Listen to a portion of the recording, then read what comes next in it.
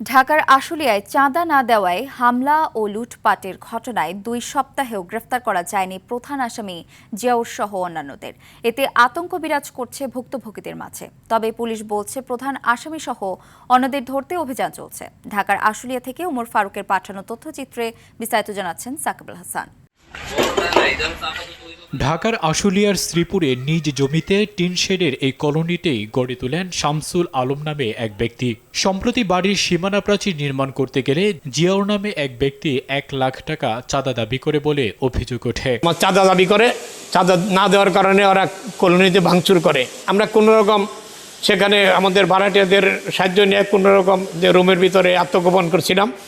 সমস্ত ভাড়াটিয়ার উপর অত্যাচার করা হয়েছে এবং তাকে মাত্র 10 মিনিট টাইম দেওয়া হয়েছিল, এর ভিতরে বেরিয়ে যাবি। চাঁদা না দিলে ২৩ জুন বিকেলে জিয়াউরের নেতৃত্বে ৩০ থেকে ৩৫ জনের একটি দল দেশীয় অস্ত্রশস্ত্র নিয়ে হামলা চালায় কলোনিতে।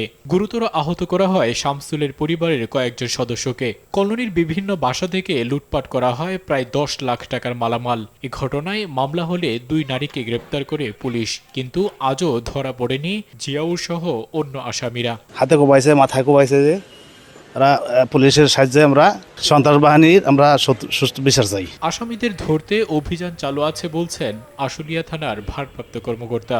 ঘটনাস্থলে উপস্থিত হয়ে ঘটনার সত্যতা পাই। সত্যতা পাওয়ার সাথে সাথে আমরা অভিযানে নামি। উক্ত ঘটনা সংক্রান্তে আমরা তাৎক্ষণিকভাবে 2 জন আসামিকে গ্রেপ্তার করি। এছাড়াও আরও অন্যান্য যারা আসামি আছে তাদেরকে গ্রেপ্তারের জন্য আমাদের বিভিন্ন জায়গায় অভিযান অব্যাহত আছে।